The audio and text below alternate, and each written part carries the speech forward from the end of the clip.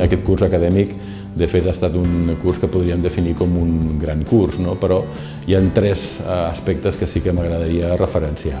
El primer d'ells és que ha estat per primera vegada un curs amb els alumnes de la Facultat de Medicina, que ens posiciona des d'un punt de vista acadèmic i també estratègic a un primer nivell universitari. El segon és que hem pogut començar les obres d'adequació del que serà la FUP 3, que encabirà tots els alumnes i tota l'activitat de fisioteràpia a partir del curs vinent. I per últim, aquells elements vinculats als convenis de relació internacional que hem pogut iniciar amb Xile, amb el Ministeri de Salut i també amb la Universitat de Sant Sebastià, que ens posicionarà, jo crec, també en un bon àmbit dintre del camp de la gestió i de l'atenció de la gent gran.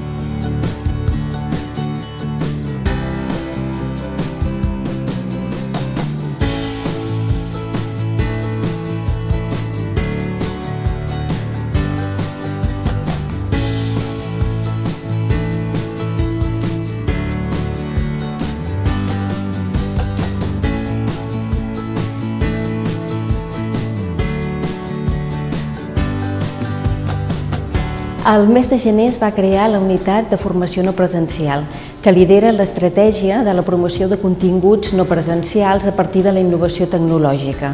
Després de 3 anys de funcionament, el campus professional Manresa amplia la seva oferta formativa amb 2 cicles, un de l'àmbit de l'educació i l'altre de l'àmbit d'empresa, que juntament amb el que ja hi havia de salut, venen a complementar el que són les 3 àrees d'expertesa de la FUP. En el camp de l'educació s'inicia el cicle d'educació infantil, en aquest cas amb una expertesa en el que és la ciència i l'experimentació per nens de 0 a 6 anys, i en el camp de l'empresa s'inicia un cicle, el d'administració i finances, en aquest cas conjuntament amb Joviat FP Integrada, que forma professionals preparats per treballar en qualsevol àmbit de l'empresa, però amb un perfil especial en el que és la gestió d'entitats i centres esportius.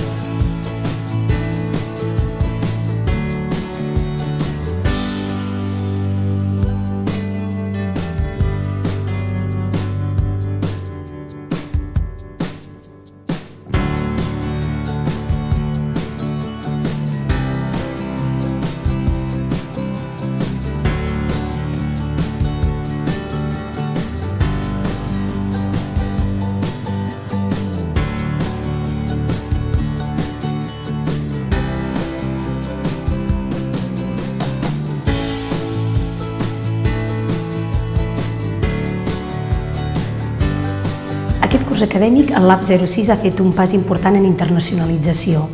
S'han assessorat a grups d'investigadors en matèria científica de diferents universitats i també s'han organitzat unes jornades de didàctica de la ciència en el nostre campus.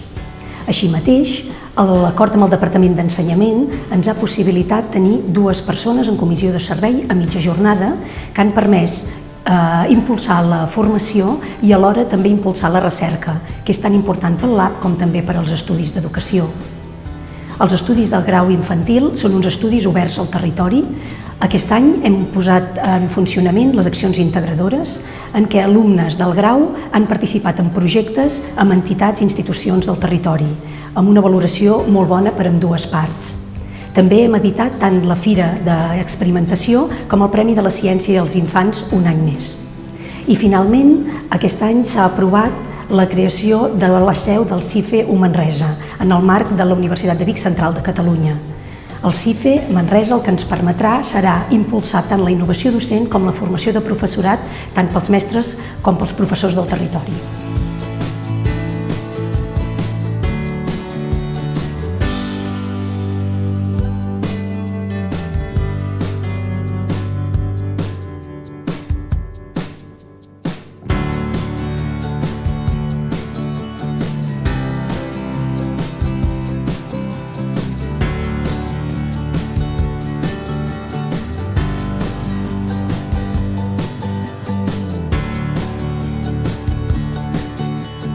També volem destacar la posada en marxa per primer curs del grau semipresencial en logopèdia, un grau que hem fet conjuntament per primera vegada amb la Universitat Oberta de Catalunya, així com el fet que aquest curs acadèmic hem preparat i finalitzat tots els tràmits per poder iniciar el curs vinent el primer màster universitari en fisioteràpia. Per altra banda, destacar tota l'activitat que hem fet al voltant del camp de la simulació com una aposta decidida d'aquest campus, no només en el camp de les ciències de la salut, sinó en tots els àmbits de treball d'aquesta institució. Destacar, però, especialment l'organització del Congrés Estatal de Simulació i Seguretat del Pacient de la Societat Espanyola de Simulació, que es va fer aquí a les instal·lacions de Manresa, així com la creació de la primera càtedra ubicada a la ciutat en el camp de la simulació i seguretat del pacient també. Finalment, voldria comentar totes les activitats que hem fet al voltant de la recerca. S'han aprovat per primera vegada 3 grups de recerca reconeguts per la Generalitat de Catalunya. També s'ha elaborat el Pla de Salut de la ciutat de Manresa, així com un pla director i estratègic de tot el que serà l'emprenedoria a la nostra institució, col·laborant amb la resta d'institucions del teixit econòmic i administratiu de la ciutat. Així mateix, tota l'activitat de recerca vinculada a educació infantil i al Lab 06.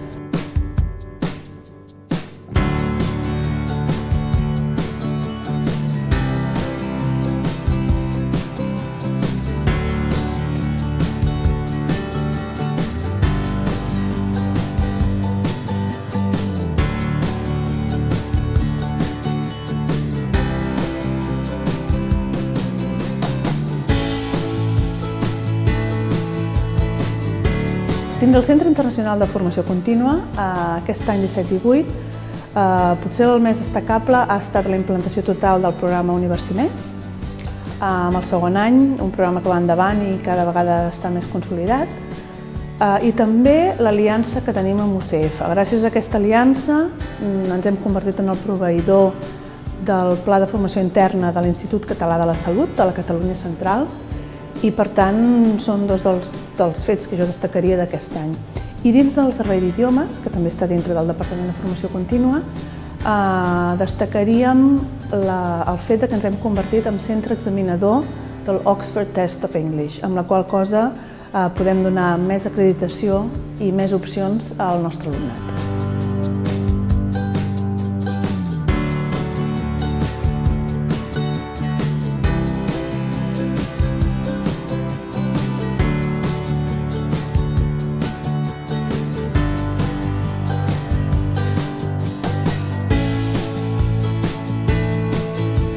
Un altre fet destacable és el conveni amb l'empresa Samsung, que ha possibilitat la creació de l'aula Sonoschool amb l'objectiu de formar en ecografia diferents professionals sanitaris.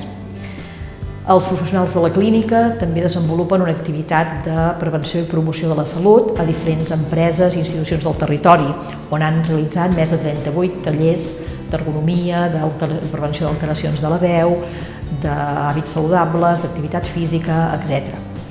I també hem generat aquest any una nova unitat, que és la del Servei de Neurorehabilitació, adreçada a persones amb disfuncions de tipus d'origen neurològic, que s'ha creat dins del Servei de Fisioteràpia de la clínica.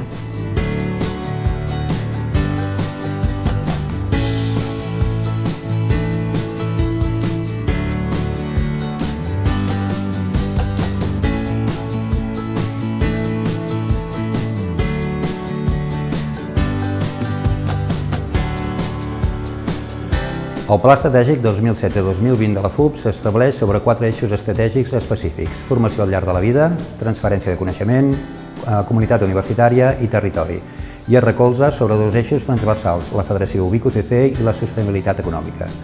Aquest pla es desenvolupa mitjançant 52 mesures i a data d'octubre de 2018 ens trobem a la meitat d'execució d'aquest pla. La situació percentual és d'un 2% d'accions finalitzades, 27% d'accions avançades, 63,5% d'accions en curs i 7,5% d'accions pendents d'iniciar.